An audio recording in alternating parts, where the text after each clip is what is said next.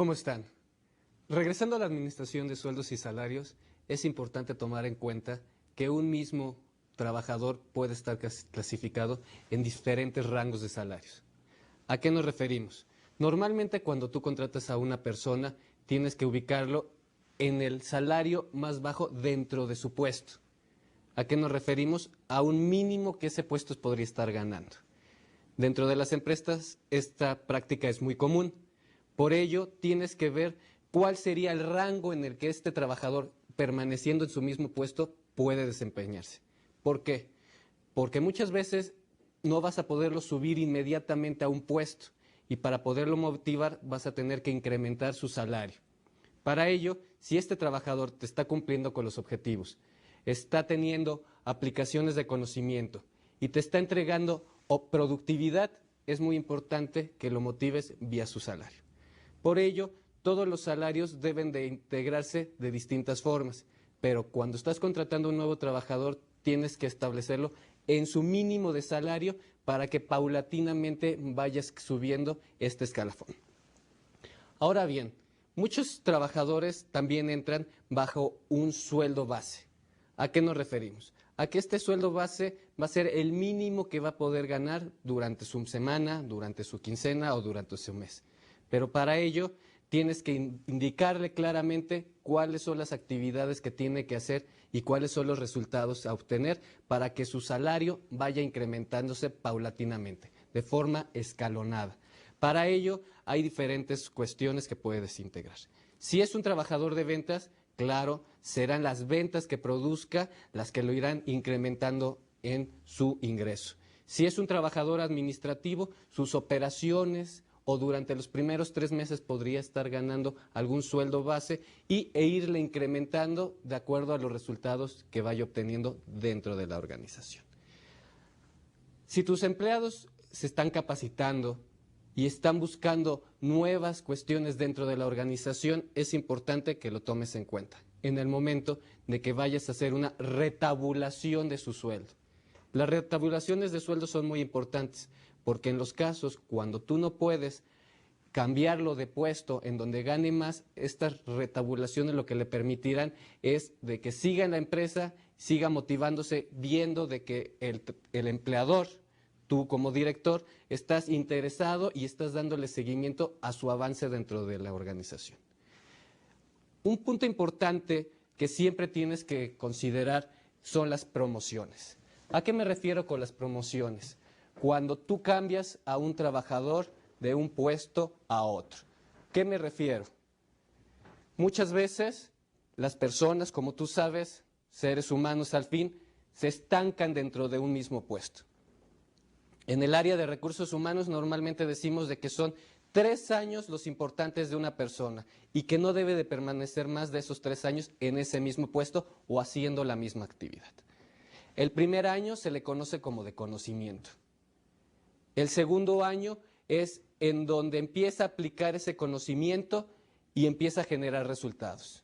Y el tercer año sería en donde ya está dando más sobre ese puesto, donde ya te está generando resultados impresionantes, en donde él ya tiene un conocimiento de ese mismo puesto y en donde está generando nuevas ideas para él. Por ello, normalmente se dice que son 3 años los importantes en donde uno tiene que estar revisando el actuar de este empleado. Si ya está obteniendo resultados o si ya está quedándole chico el puesto, como se le dice normalmente, entonces tendremos que ir pensando en cómo promoverlo. Lógicamente, la promoción significa un puesto, un nuevo puesto con un mayor salario, un mayor sueldo. Esto significa 2 cosas. O que tienes que crear ese puesto nuevo para él, o que alguien que ya lo está ocupando tengas que desplazarlo, tenga que correrlo, o a lo mejor se está jubilando, se está retirando, no sé. Es muy importante que tomes en cuenta que la promoción es un factor importante no solo por el crecimiento económico de la persona, sino por el motivacional que tiene que la persona pueda decir, me ascendieron de puesto o me trasladaron a una nueva área. La promoción es muy importante dentro de nuestras organizaciones y tenemos que considerar algunos puntos importantes. Como podrán ver en su lámina, la promoción nos indica varias cuestiones. Primero, la obligación de planear. ¿A qué me refiero con esta planeación? A que el puesto deberá tener un sucesor siempre preparado. Nosotros como empresarios muchas veces no preparamos a quienes van a venirnos a suplir o a quienes van a suplir en un nuevo puesto. Creemos de que los conocimientos son diferentes y que la persona se tiene que hacer trabajando ya en ese puesto. Eso es bueno, pero si no tienes la capacidad de integrarlo y que previamente ya conozca qué actividades va a hacer en ese puesto, le va a costar más tiempo poder entender las actividades del puesto. Su escala de conocimientos va a ser más tardada. En ese sentido, el primer punto es la planeación. Segundo punto importante cuando estás pensando en la promoción es capacitación. Inscribir a las personas en cursos de capacitación es fundamental. Posteriormente veremos durante la siguiente sesión qué elementos tienes que considerar para capacitar a tu gente. Pero en este caso en específico, cuando estás promoviendo, tienes que considerar una parte de tu presupuesto para la capacitación de la persona que vas a promover a un nuevo puesto. ¿Para qué? Para que este conocimiento, tan pronto llegue a ese puesto nuevo, lo pueda aplicar.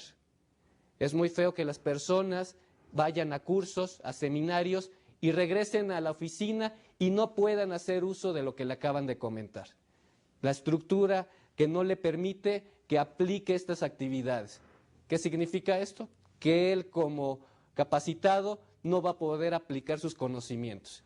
Tú como empresa habrás perdido dinero porque lo mandaste a un curso de capacitación y no lo está sabiendo aplicar dentro de la organización. Ese es el segundo punto dentro de la promoción. Y un último tercero, es muy importante que lo vayas acercando a la persona que va a cubrir en dado caso.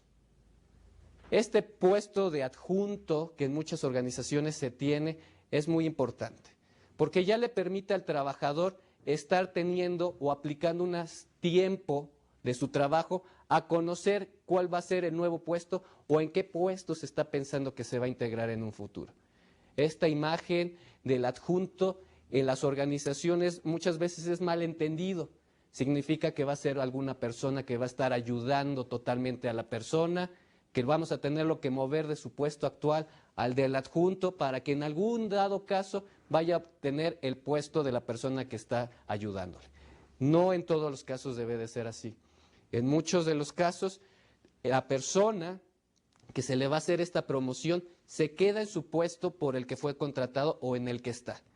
Se le da cierto tiempo, cierto margen de tiempo dentro de sus actividades de la jornada diaria para que se acerque a la persona que en un momento dado va a suplir o va a cubrir ya en ese puesto. Con que 1 o 2 horas al día o con unas 5, 6 o 7 horas a la semana se acerque un poquito a las funciones de esa persona, va a ser muy importante, porque va a conocer cuál es el seguimiento, cuáles son las responsabilidades de esta persona y en el momento en que tenga que utilizar o tenga que llegar a ese puesto, le va a significar que su línea de aprendizaje ya es más rápida, no se va a tardar tanto en conocer las actividades de ese puesto. Por eso, estos son 3 importantes puntos que tienes que conocer en el momento que vas a buscar promover a una persona. En nuestra siguiente lámina también hay que tomar en cuenta cuáles son otro tipo de efecto que te afecta dentro de tu organización. ¿A qué me refiero? A la renuncia. La renuncia cuando una persona dice ya no voy a estar más en tu organización. ¿Qué significa dentro de la organización? Para ello voy a considerar algunos puntos importantes a tomar en cuenta. En esa lámina sobre la renuncia quiero comentarles 2 aspectos importantes. Es cierto que la renuncia se aplica bajo 2 circunstancias. Que el trabajador ya va a dejar de laborar permanentemente, que eso es un retiro como lo conocemos y que lo veré más adelante, y la renuncia normal, cuando un trabajador está buscando un crecimiento profesional y se va a otra empresa, está buscando otro trabajo. Para este caso tenemos que tomar en cuenta que si la gente te está renunciando frecuentemente a lo que conocemos como una alta rotación del personal, tienes que analizar claramente por qué tienes esta alta tasa de rotación.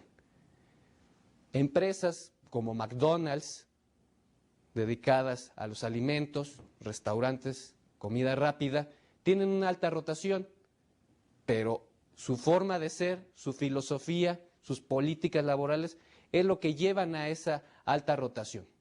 ¿Por qué? Porque su perfil de personas que contratan dentro de los restaurantes son personas de 18 a 25 años. Normalmente que sigan estudiando y que lo que ganan dentro de sus horas laborales lo puedan aplicar para sus estudios.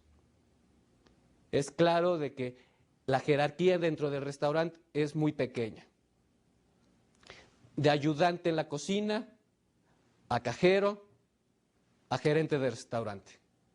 Solo 3 puestos, en algunos hasta 4. De ahí no van a poderse mover más.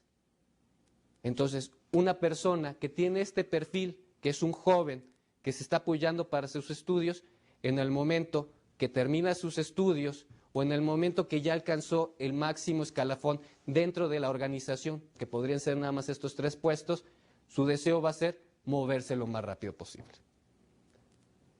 Una empresa como McDonald's está manejando tasas anuales del 95% de rotación en algunos casos. ¿Qué significa esto? Que un trabajador, que el 95 de cada 100 trabajadores, al finalizar un año ya no van a estar ahí, o ya se desplazaron de puesto o ya cambiaron de lugar de trabajo. Por ello, es muy importante que conozcas muy bien qué políticas y qué perfiles necesitas para tus trabajadores. Una empresa como McDonald's no está mal visto de que tenga una rotación tan alta. Pero a lo mejor empresas de investigación sí sería muy malo de que una rotación de este nivel se aplicara. Empresas muy consolidadas como Microsoft, que sabemos que son muy bien remuneradas su gente, tienen índices de rotación del 10 al 15%. Y este 10-15% de trabajadores de rotación anual realmente lo que significa es que otras empresas del ramo tecnológico están buscando a estos talentos que andan trabajando en Microsoft y les pagan cantidades extremadamente interesantes para que se muevan de una empresa tan consolidada como ella. Por ello es importante que conozcas cuál es tu índice de rotación de personal. Y no solo un índice de rotación personal general, sino en cada una de tus áreas es diferente. El personal de ventas es diferente su rotación al personal administrativo o al personal directivo. Si está rotando todos los puestos, puede significar 2 cosas. Que estás contratando personas que rápidamente se están estancando en su actividad y que no encuentran cuál va a ser su crecimiento dentro de la organización. O segundo, que económicamente ya no le está siendo atractivo laborar contigo. Hay que tener cuidado en ese aspecto. Si tú ya no estás siendo atractivo para que la gente labore contigo, va a ser muy difícil que puedas estar contratando personas. Tendrás personas que vayan a probarse 1, 2 meses, a lo mejor por necesidades económicas se tienen que quedar laborando contigo, pero posiblemente no es el trabajador indicado que necesitas. Una persona que no está contenta en su relación laboral, lo que va a significar es que no va a estar trabajando al 100%, que a lo mejor va a ser solo una carga para ti como empresario y que no vas a estar obteniendo los resultados que deseas. Por ello, tienes que siempre hacer un estudio de la rotación que estás teniendo. Si estás teniendo muchas renuncias, cuidado. ¿Por qué? También en otros aspectos, fiscalmente es más manejo administrativo el que las personas te estén renunciando. Recuerda que en nuestras legislaciones, sobre todo en Latinoamérica, la rotación y la renuncia significa que hay que estar pagando compensaciones económicas.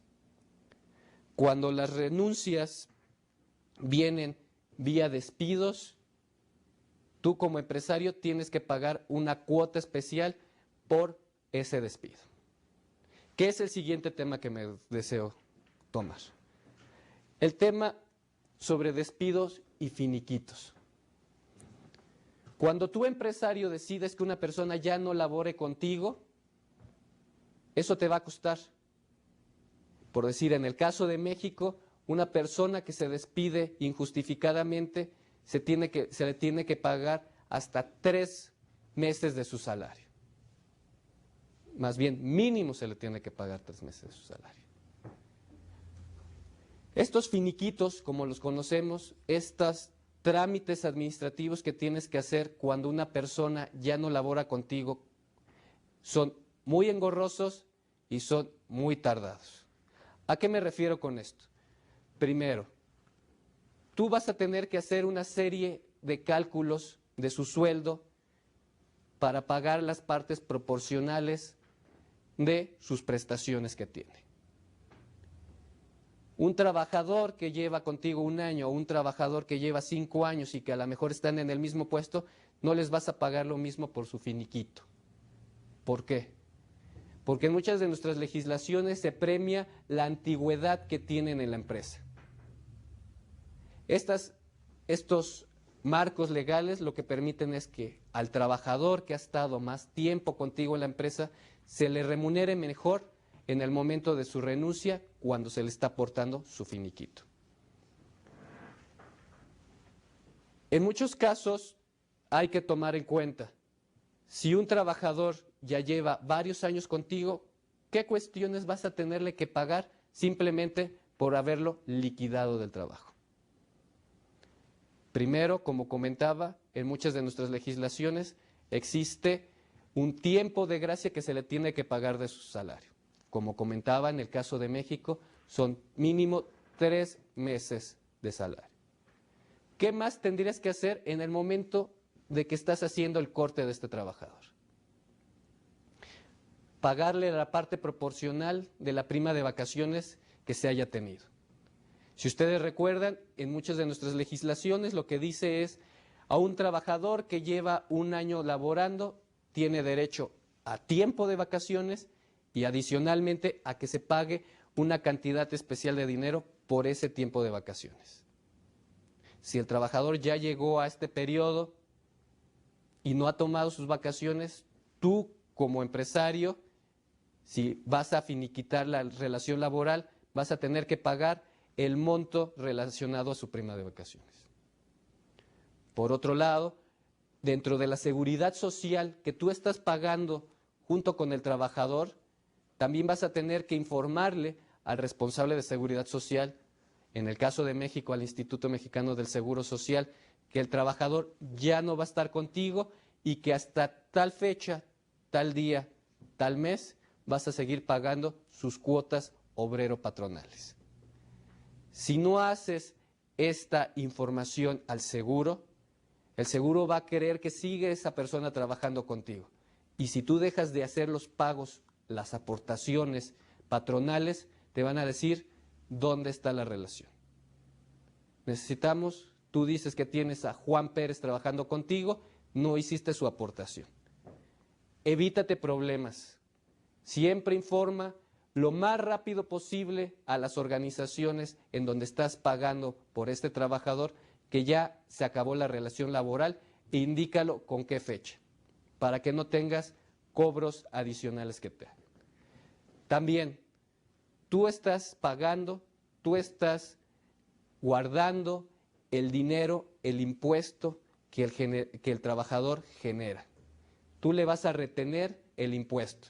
También, si ya vas a finiquitar a este trabajador, tienes que informar y tienes que hacer claro de que ya no se va a ver reflejado este pago de los impuestos de la persona. Los impuestos son muy importantes. Recuerda que tú vas a retener los impuestos que haya generado este trabajador a sus ganancias y tienes después que pagárselo a la recaudación fiscal.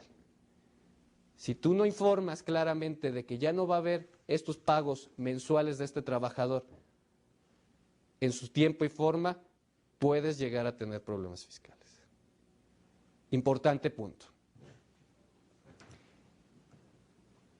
Al momento de que tú le estás preparando su cheque, su pago final a la persona, tienes que entregarle muy claro qué cuentas y qué casos estás reteniéndole a este trabajador.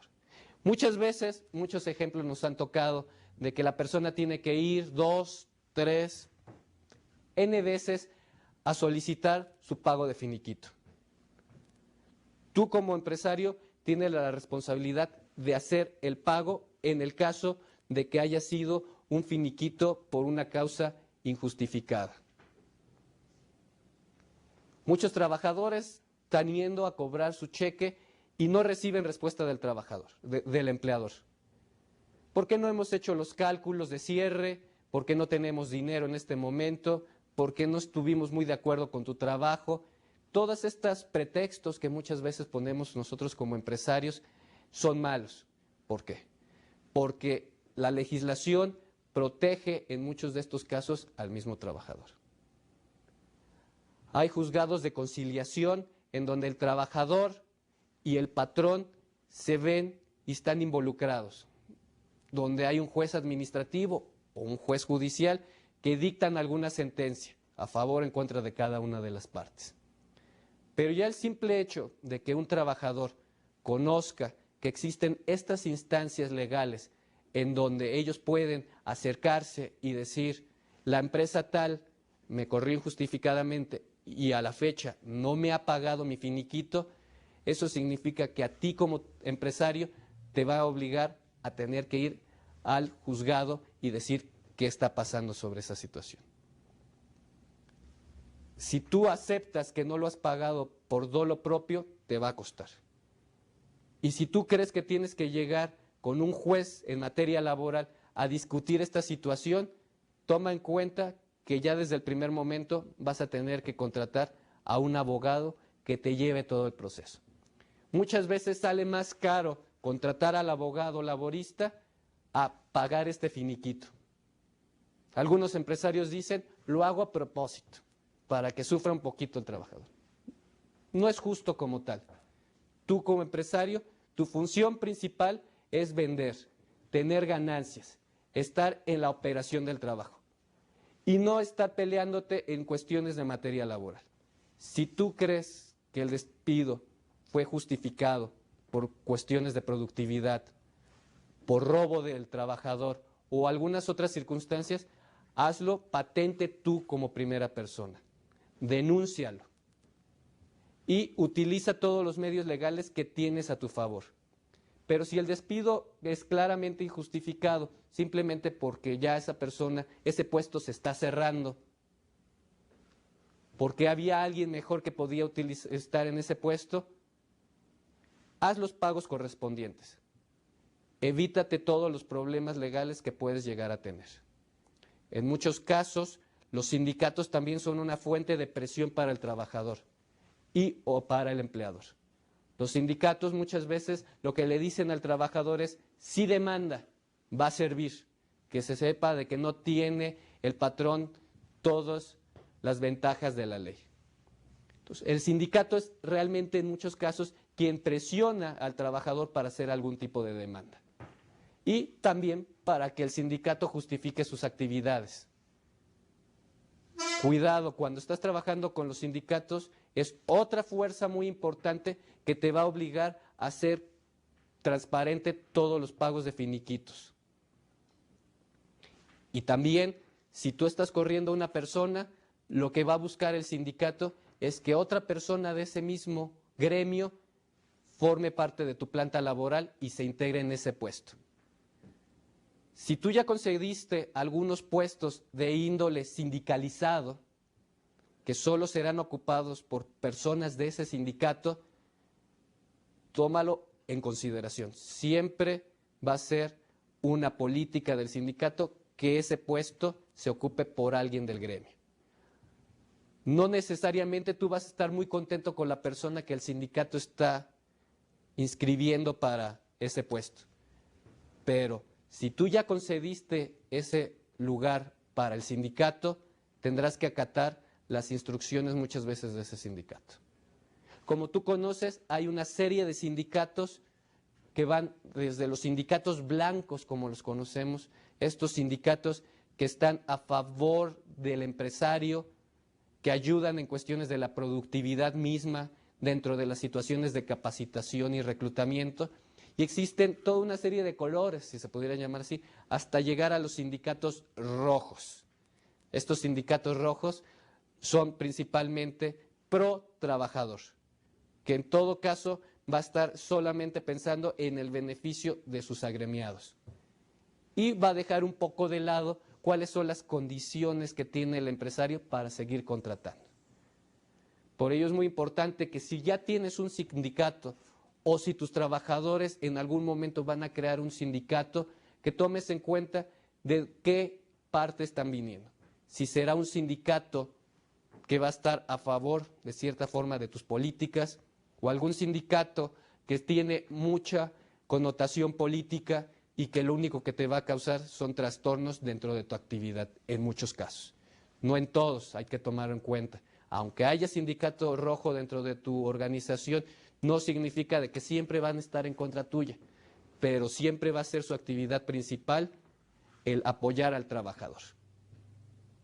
Por ello, tienes que tener en cuenta que si ya cediste este puesto laboral al sindicato, siempre se tendrá que cubrir con el sindicato. Si tú en algún momento dices, este puesto se está convirtiendo de confianza para mí,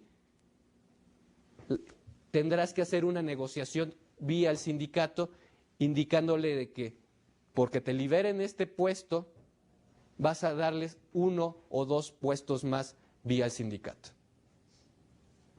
Ese es un punto muy importante. En el momento de hacer tus despidos y tus finiquitos, toma en cuenta todo este marco, que un despido injustificado te va a costar tiempo, dinero y en algunos casos, si las condiciones no quedaron claras, hasta llegar a juzgados a resolver el problema.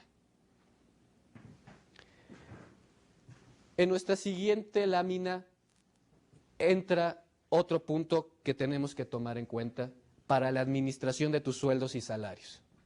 ¿A qué me refiero? Al retiro.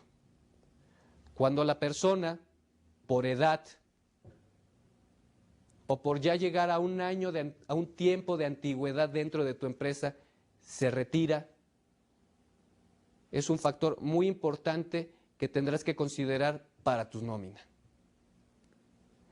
Dentro de nuestras organizaciones existen cuestiones muy específicas para el retiro. Las legislaciones laborales cada vez más infunden de que existan programas que ayuden al retiro del trabajador. Como ustedes saben, en los últimos 50 años, el promedio de edad dentro de los países de Latinoamérica han pasado de 50 años hasta ya situaciones como de 80, 85 años de promedio de edad. Las legislaciones en su momento fueron hechas pensando de que las personas nada más vivieran hasta unos 50, 60 años. ¿Qué significaba esto?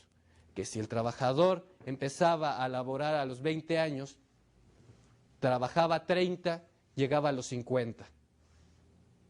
Ya nada más esperaba que le quedaran 5, 10 años a lo más de vida como tal. En la actualidad, con procesos tan largos de envejecimiento, muchas veces las personas dejan de laborar a los 55, 60 y todavía les quedarán unos 20, 25 años de vida en donde van a tener que sufragar sus gastos. ¿Y estos gastos de dónde vienen? Ya muchas veces ya no pueden trabajar. Entonces las organizaciones y en muchos casos las instituciones públicas lo que dijeron es, vamos a crear unos fondos de retiro. En los 50, 60 se propagó mucho en nuestros países estos fondos de retiro. ¿Qué buscaban? Que el trabajador, más bien la empresa, de cierta forma solventara lo que fueran estos gastos. Dentro de nuestros países se crearon instituciones de seguridad social que lo que buscaban eran 2 cosas. Primero, la salud, defender las cuestiones de salud, otorgarle al trabajador médicos y hospitales del sector público. Y en segundo aspecto, se buscaba que se creara un fondo de retiro en donde el trabajador, al momento de decidir que se va a retirar, ya cumpliendo una serie de políticas establecidas, se le iba a dar una compensación o un pago mensual por esto. Dentro de nuestras legislaciones en esos tiempos, la situación era muy estatizada. El Estado era el que buscaba estos controles. Pero al ir creciendo el rango de edad de nuestra población, los estados se fueron empobreciendo por el pago de estas pensiones especiales. Por ello, en muchos de nuestros países se cambió y se transformó estas políticas de retiro. En muchos de nuestros países se ha ido creciendo los años en que uno se puede retirar. En algunos países, anteriormente se decía que con simplemente tener 25 años laborando, tú ya te podías retirar.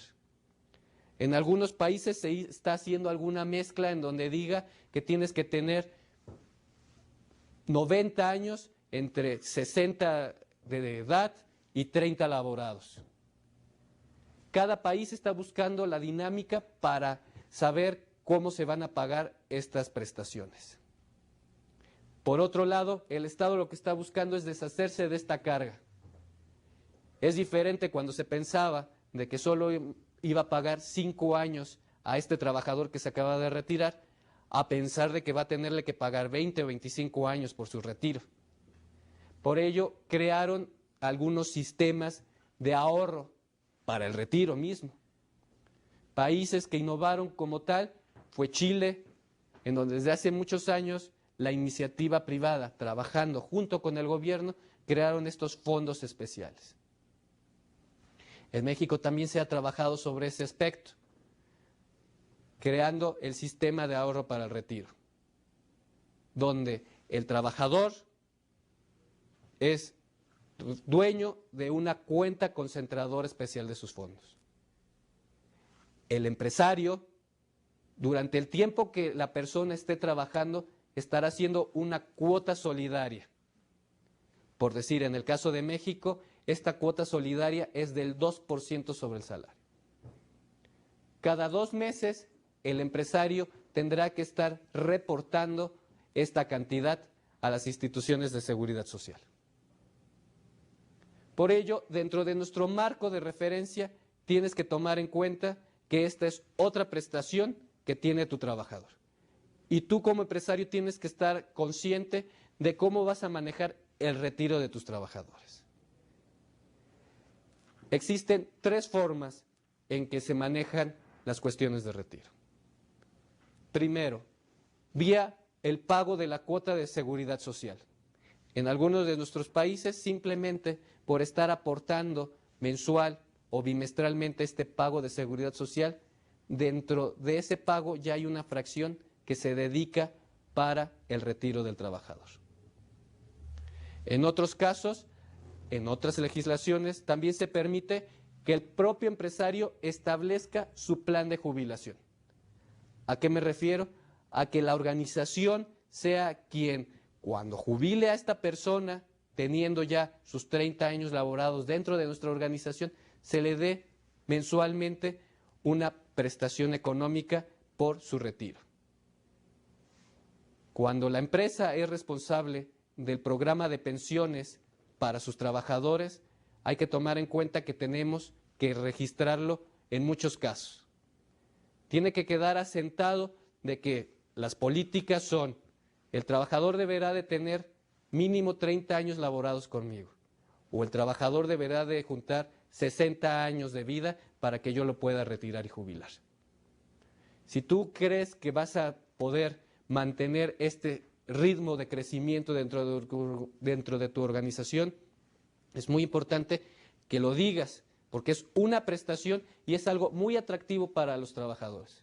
Cuando eres una empresa de poca rotación, los trabajadores se sentirán tranquilos de que tengan un programa interno de jubilación. En el tercer aspecto, en la tercera forma en que se juntan estas aportaciones para el retiro, es cuando el trabajador es el responsable directamente de esto. ¿A qué me refiero? Al que el trabajador establece su propia cuenta de ahorro y él es el que está depositando dentro de esa cuenta para que cuando se tenga que retirar pueda tener acceso a esos fondos. He mencionado estos 3 puntos, pero hay que quedar claro de que no son excluyentes uno del otro. En muchos de nuestros sistemas están mezclados todas estas formas de retiro. Por decir, en el caso de México, el responsable de dar los fondos para el retiro es la empresa. Ya con eso se deshace de la responsabilidad de crear un propio mecanismo interno de retiro y de jubilación. Pero el trabajador sí es responsable de abrir una cuenta concentradora de estos recursos. Esta cuenta concentradora, que va a tener su nombre y su número como tal, tendrá que decírselo a cada uno de sus patrones en el momento de contratarlo. Es en la cuenta en donde semestralmente se le está informando al trabajador, te ha depositado tanto. Con eso el trabajador podrá hacer una estimación de cuánto podrá ganar durante el lapso que esté trabajando y en el momento de retirarse, cómo podrás obtener esos recursos y utilizarlos para su vida productiva. En este momento vamos a ir a una dinámica para que ustedes conozcan cuáles son las principales políticas en Latinoamérica de estas administradoras de fondo para el retiro.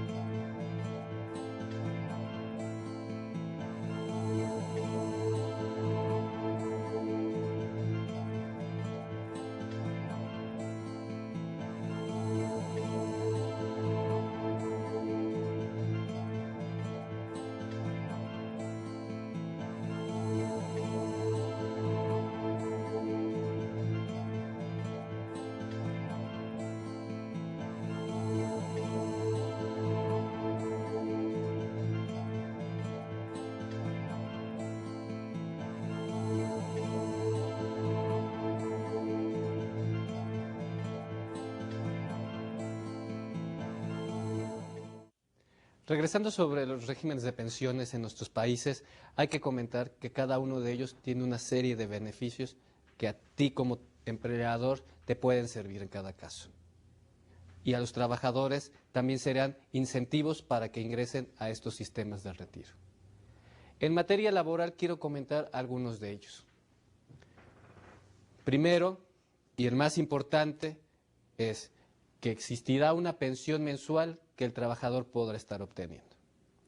Como ya comentamos, en el momento en que se abre tu cuenta individualizada como trabajador, durante cada mes podrás estar recibiendo algún fondo especial para tu retiro. Si tú ya te jubilaste, en este caso, o si sus trabajadores ya se jubilaron, ellos podrán identificar y solicitar cuánto de esta cantidad necesitarán por cada mes. Podrán decir que lo quieren recibir cada 2 meses, podrán decir que lo quieren recibir todo de un golpe y ellos serán los responsables de administrarlo.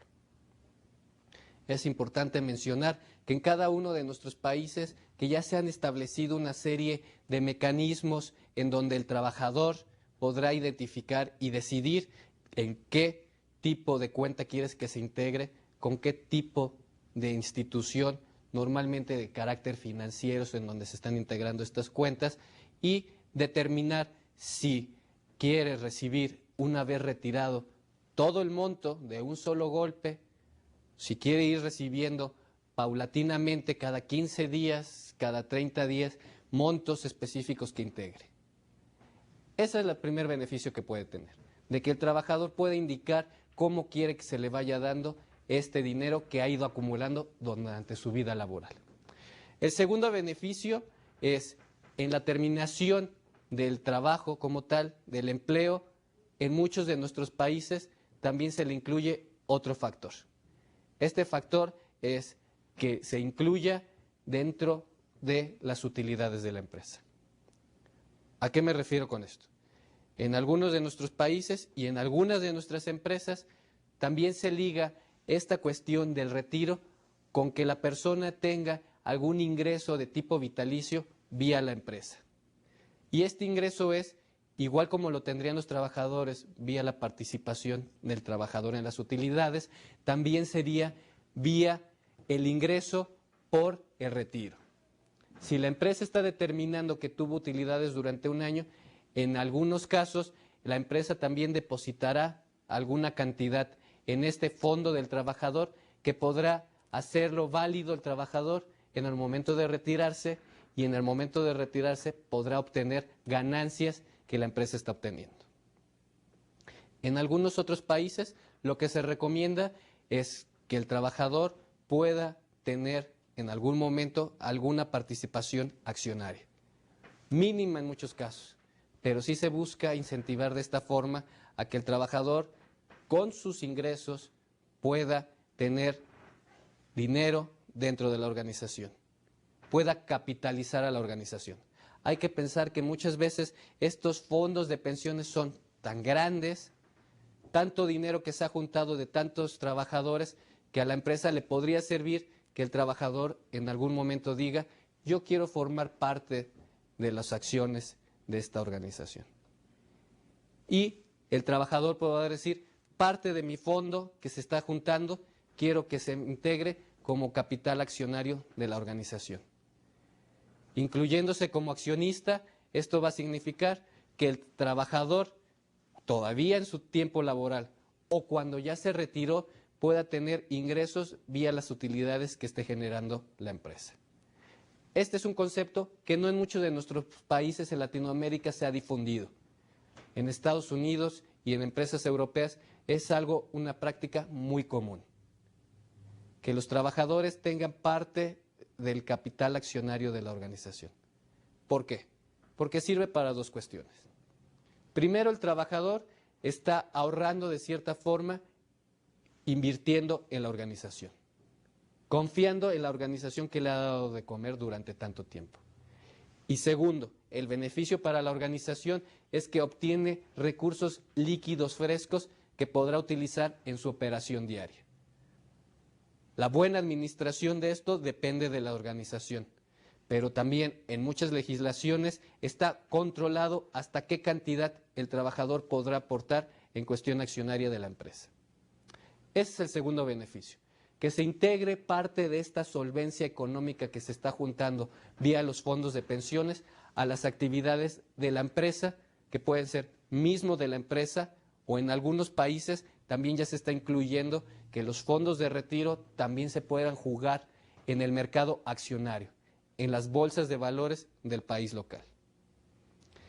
El tercer beneficio de carácter laboral puede ser vía la incapacidad.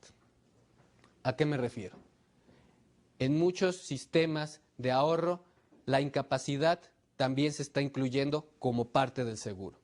Si un trabajador durante su periodo laboral, durante su vida de trabajo, sufre algún accidente que lo incapacite para trabajar, estos fondos, este ahorro que se está haciendo en sus cuentas, podrá ser utilizado para pagar ese tiempo de incapacidad que tiene. Si la incapacidad es permanente, entonces en automático el sistema de ahorro va a empezar a correr y el trabajador podrá utilizar esos fondos desde ese momento, sin necesidad de llegar a una fecha final de retiro o a un máximo de años cumplidos.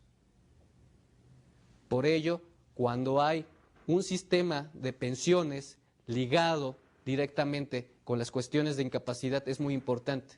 Es otro motivador que tiene el trabajador.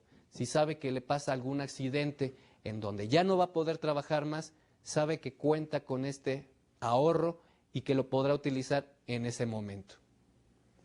El cuarto beneficio es hacia los herederos.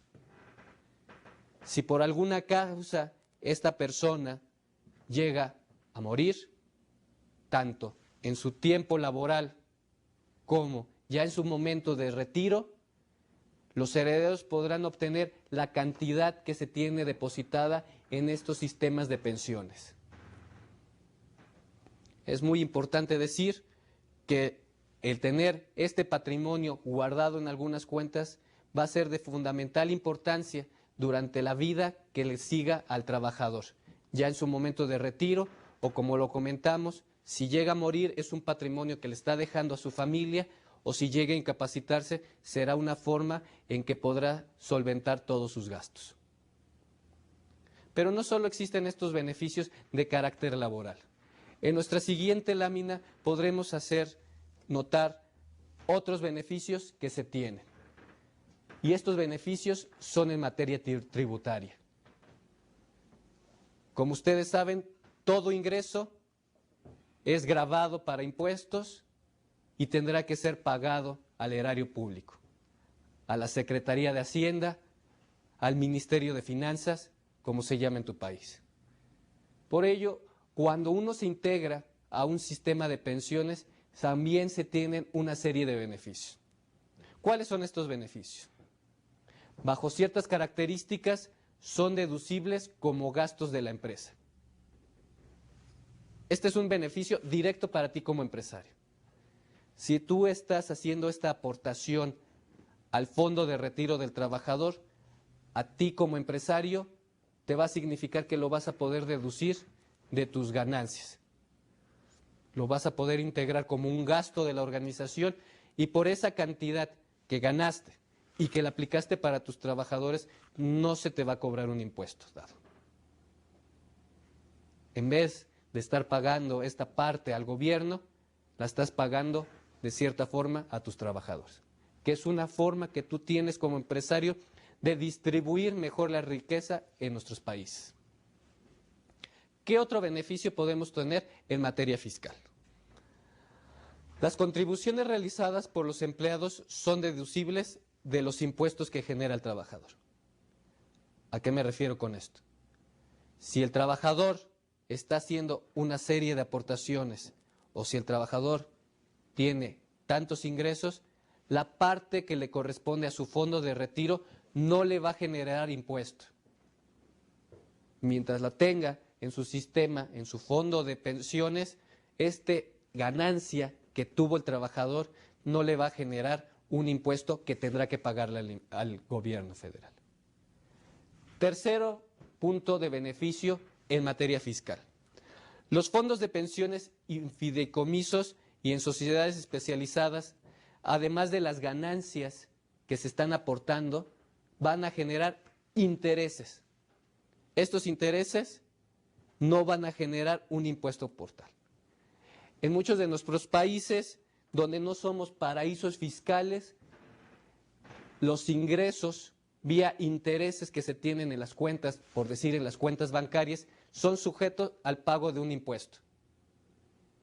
Si tienes una tasa de interés del 8% que te está pagando tu banco por tus ahorros, en una cuenta normal, esos ahorros, esos intereses están generando el pago de un impuesto.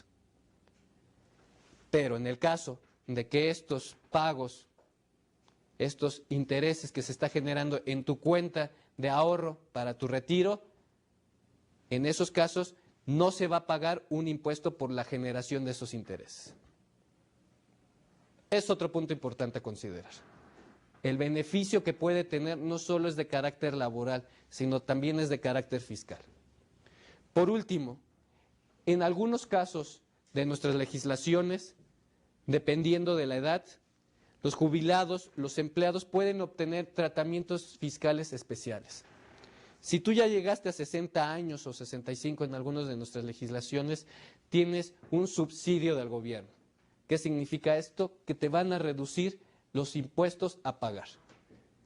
Si tú sigues trabajando o si tú ya te jubilaste y estás teniendo de otra fuente ingresos, estos ingresos pueden ser tratados de manera diferente al general de los trabajadores.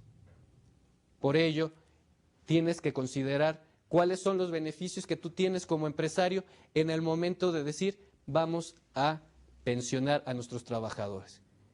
En algunos países todavía se tiene esta oportunidad de que la persona, el empresario, diga vamos a tener estos fondos especiales. En otros países ya es de carácter obligatorio. En el momento que inscribes a la persona a la seguridad social, en automático también vas a tener que pagar como empresario una cuota trabajadora para su fondo de retiro del trabajador. Si tienes esta oportunidad, tienes que ser muy consciente de los beneficios que le va a traer a todas tus personas.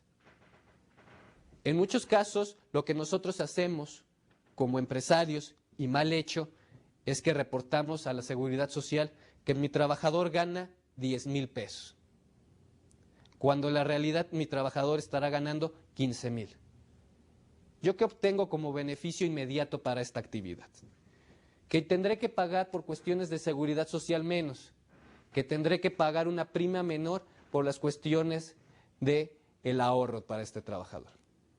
Pero al final de cuentas, ¿cuál va a ser el problema que va a tener el trabajador? Primero, si tú estás registrando que gana menos ante las instituciones de seguridad o ante la misma Hacienda, este trabajador no va a estar protegido en todas sus garantías. Muchas veces, en muchos de nuestros regímenes de seguridad social, dependiendo del monto que esté ganando el trabajador, va a ser el monto en que la seguridad social va a poderlo acreditar para cuestiones de medicina, para cuestiones de tratamientos, para cuestiones de doctores, cuestiones de operaciones clínicas. Por ello, si tú estás registrando con un tope menor de ingreso a este trabajador no va a tener todas las garantías plenas como podría tenerlo. En el siguiente caso, cuando se está haciendo un fondo de ahorro para esta persona, si tú lo registraste con 10,000 pesos, pues nada más estarás pagando la parte proporcional que te indica la ley sobre esos 10,000 pesos. En el caso de México es el 2% sobre el salario. Esta persona estará ganando, se le estará incluyendo en su fondo de pensión este 2%. Pero ¿qué diferencia es decir el 2% sobre 10,000 al 2% sobre 15,000? Y como tú nada más te estás obligando realmente ante la ley a que estás pagando sobre los 10,000 pesos, el trabajador en el momento de salir de la empresa, de retirarse, de jubilarse, tendrá algunos problemas. Y el primer problema es de que no toda la cantidad de dinero que estuvo ganando se utilizó para sus pensiones. Tienes que tener cuidado en esta situación. Es malo que hagas estas actividades. Muchas veces, por el mismo flujo de efectivo de tus actividades, no tienes lo suficiente para todos estos gastos, como tú los llegas a llamar en algunos momentos, sobre seguridad social. Pero después, esto realmente es una inversión, primero hacia tus trabajadores y segundo hacia tus actividades operativas. Una empresa que está trabajando bien, de forma legal, y que está pagando lo justo a sus trabajadores, será una empresa que tenga una buena imagen de manera social. Si tú empiezas a tener problemas de carácter fiscal o de pagos de seguridad social, en algún momento de toda esta cadena de malhaceres se te reflejará. Como lo estábamos comentando hace rato, en cuestiones de sindicatos o en cuestiones de demandas laborales, es el primer tema que pasa a relucir. Muchos de los trabajadores, cuando tienen algún tipo de problema con su empleador, es lo primero que dicen. A mí realmente me estaban pagando 15,000, pero se estaba solo pagando 10,000. En automático ese es un argumento en contra tuyo. De entrada tú ya estarías perdiendo un caso. Y no solo es perder el caso, sino que vas a tener que hacerle el pago correspondiente y legal a este trabajador y que por todos los pagos que dejaste de hacer o que nada más reportabas cierta parte, vas a tenerlos que cumplir. Y en otros casos, hasta con multas, y son multas grandes.